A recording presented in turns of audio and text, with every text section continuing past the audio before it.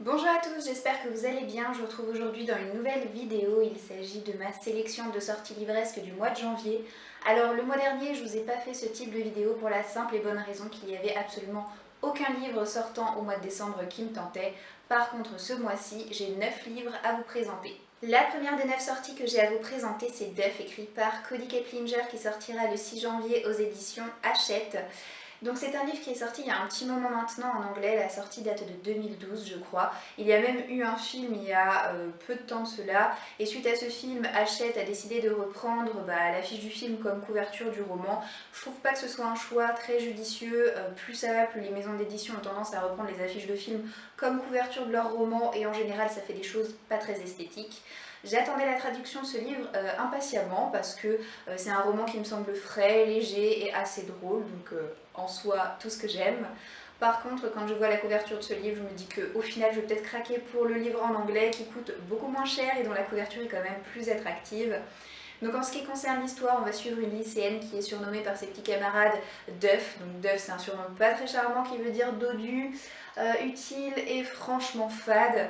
Donc c'est un surnom qui lui colle à la peau et dont elle souhaiterait vraiment se débarrasser, et on la comprend. Elle est pas très populaire, elle est jugée pas très jolie par ses camarades avec des gros guillemets bien sûr.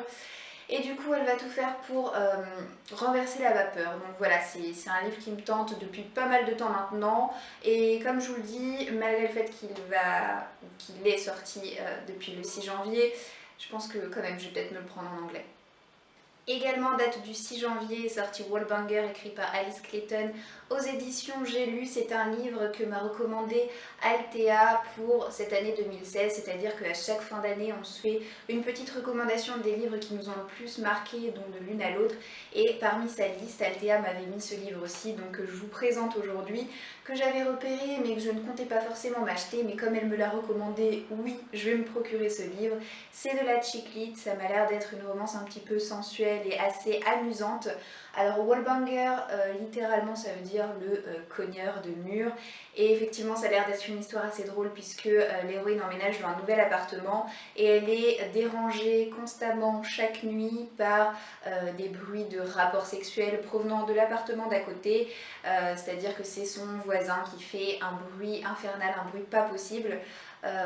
L'héroïne va en avoir tellement marre qu'au bout d'un moment elle va prendre son courage à deux mains et elle va aller frapper à la porte de son appartement pour lui demander de se taire, mais elle est allée frapper à la porte de chez lui avec une petite nuisette rose, c'était peut-être pas forcément la chose la plus judicieuse à faire. En tout cas, si c'est léger, si ça me fait rire, et bah écoutez, moi je dis oui, donc bien entendu je me suis noté cette sortie et j'essaierai de me procurer ce livre dès que possible. On passe maintenant, date du 14 janvier, où sortira chez Michel Lafon Fun Play, écrit par Morgane Bickel, qui est une toute jeune auteure qui s'est fait connaître en publiant des histoires sur Wattpad. Et du coup on est sorti ce roman-ci qui est son premier livre il me semble. Je ne sais quasiment rien de ce livre, mis à part le pitch de départ, mais ça a été suffisant pour éveiller ma curiosité et faire en sorte que j'ai envie de me le procurer. Je vais vous dire tout de suite, la seule chose que je connais à propos de cette histoire, c'est qu'on va suivre Alissa qui a 16 ans, qui reçoit des textos un petit peu bizarres de la part d'un garçon dont elle ne connaît pas l'identité et qui lui dit en gros devine qui je suis et je serai à toi. Ça me semble un petit peu malsain tout en restant dans le registre de la séduction, et du coup j'ai vraiment envie de savoir ce qui se cache là-dessous. On passe maintenant à la fin du mois où sont concentrées la plupart des sorties qui m'intéressent, notamment Champion qui est le troisième tome de la trilogie Legend écrit par Marie-Lou, qui va sortir en version poche chez le livre de poche. Donc je vous présentais il n'y a pas si longtemps le tome 2 que je m'étais procuré au salon de Montreuil, tout en sachant que le tome 1 m'avait été offert par Altea pour mon anniversaire et que pour le moment je n'ai lu aucun des deux, mais c'est pas grave, c'est une trilogie dystopique qui m'intéresse quand même, sachant que dans ce livre, dans cette trilogie, on va suivre June qui est une militaire dont le frère va se faire assassiner, qui ne va avoir de cesse de traquer Day qui est le criminel le plus recherché du pays, tout en étant persuadé que c'est lui qui a fait le coup. Les choses sont rarement comme elles le semblent être au premier abord, et j'ai entendu tellement de bonnes choses concernant cette trilogie que je suis très pressée de la découvrir. Et même si je n'ai pas encore lu les deux premiers tomes, il est fort probable que le troisième rejoigne bientôt ma palle. La plupart des sorties Lumen se révèlent souvent être de véritables petites bombes. J'espère que Forget Tomorrow, qui sortira le 21 janvier donc chez Lumen, ne dérogera pas à la règle. C'est un roman écrit par Pink Tip Dune qui m'a l'air tellement extraordinaire. Le résumé m'a vraiment laissé sur ma faim. J'ai tellement envie de lire ce livre et d'en savoir plus. Pour vous expliquer un petit peu l'histoire, à l'âge de 17 ans, chaque personne reçoit une espèce de souvenir implanté par leur moi du futur pour leur expliquer un petit peu la profession, le métier qu'ils vont devoir endosser. Donc ça peut aller de scientifique à médecin à peu importe. L'héroïne qui s'appelle Kali va découvrir dans cette fameuse vision, dans ce souvenir, qu'elle va devenir en fait une véritable délinquante puisqu'elle va enfreindre la loi. Suite à ce souvenir qui est bien entendu rendu public, elle va se faire emprisonner et le sujet de réflexion de ce livre c'est peut-on lutter contre ce que l'on est, peut-on changer le cours des choses. Ça me semble tellement intéressant, je vais vraiment me précipiter sur ce livre aussi lorsqu'il sera sorti parce qu'il me tente beaucoup. Le tome 8 d'une de mes séries chouchou Charlie Davidson sortira chez Milady en date du 22 janvier. C'est une série Beat Lit écrite par Darinda Jones qui dure maintenant depuis quelques années, et à chaque nouveau tome je me le procure systématiquement, même si je dois avouer que je ne suis plus du tout à jour, surtout depuis que je me suis décidée à relire intégralement cette série depuis début 2015, mais en tout cas à chaque nouveau tome voilà je craque, c'est comme ça, c'est un univers tellement génial que c'est impossible de ne pas aimer, d'autant que Charlie a un humour mais tellement décapant. Alors en fait Charlie c'est la faucheuse, c'est-à-dire que elle fait passer les fantômes, l'esprit des morts à travers son corps qui est un portail pour qu'il puisse rejoindre l'au-delà, et parallèlement à sa fonction de faucheuse elle est aussi détective privée, et elle a également pour amoureux Reyes Faro qui est le fils de Satan, voilà, rien que ça. Donc là encore on est dans un univers très riche, très drôle, où il se passe toujours 40 000 choses en même temps, et à chaque fois c'est un super moment de lecture pour moi, donc bien entendu je me suis noté cette sortie. Golden Sun, qui est le tome 2 de Red Rising, sortira le 27 janvier chez Hachette. C'est un roman qui est écrit par Pierce Brown. On est dans de la science-fiction. Je n'ai pas lu le premier tome, mais je me rappelle encore vaguement de quoi ça parle.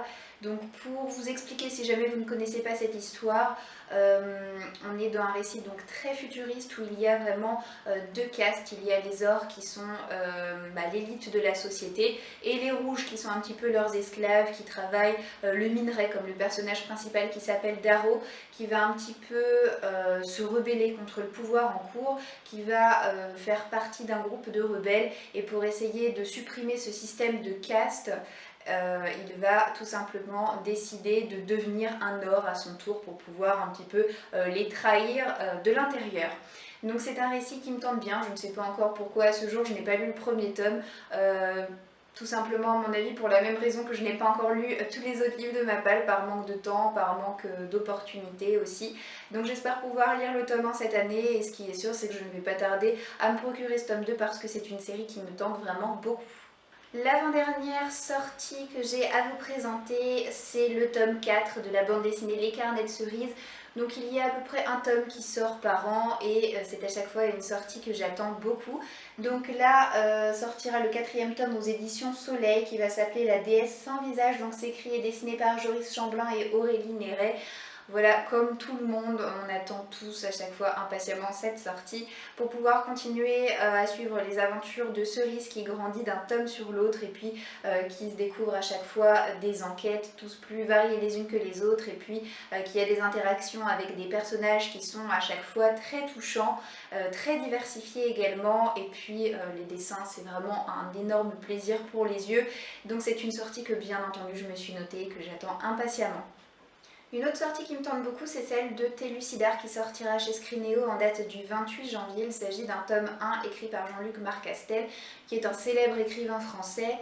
Ce qui me tente énormément dans cette histoire, outre le fait que la couverture soit absolument sublime, c'est le fait qu'on suive un jeune ado d'une quinzaine d'années dont le père a disparu, qui va brutalement être confronté à une jeune fille qui s'appelle Corée, qui provient d'une cité au cœur de la Terre, et c'est quelque chose qui me fait penser un petit peu aux univers des livres de Jules Verne, vous voyez, le centre de la Terre, avec un mélange de civilisation grecque précolombienne, avec des descendants des dinosaures, enfin ça m'a l'air mais tellement foisonnant. Je suis friande de tout ce qui est univers absolument bien travaillé, riche, etc.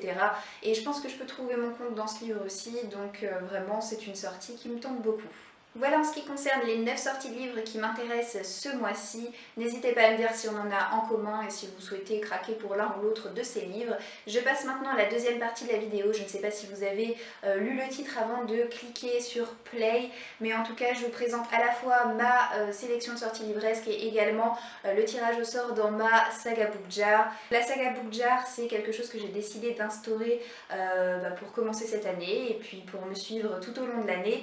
C'est tout simplement pour m'aider à terminer et à continuer mes sagas en cours parce que c'est extrêmement facile de lire des premiers tomes, mais essayer d'être rigoureux et de poursuivre ces séries en cours, ça demande un petit peu plus de volonté, d'où le fait que je me suis fait une jarre tout simplement avec à l'intérieur des petits origamis en forme d'étoile. Donc pour savoir comment est-ce que j'ai fait ces origamis, je vous invite tout simplement à cliquer sur la vidéo de la chaîne d'Antonine puisque j'ai suivi le tuto qu'elle nous avait présenté à l'époque. Donc la simple différence que j'ai amenée, c'est qu'au lieu de prendre un papier tout fin, classique, j'ai pris les papiers épais et colorés avec des motifs, c'est les papiers type pour le scrapbooking. Et du coup j'ai fait 3 petites étoiles avec des petits papiers différents comme ça.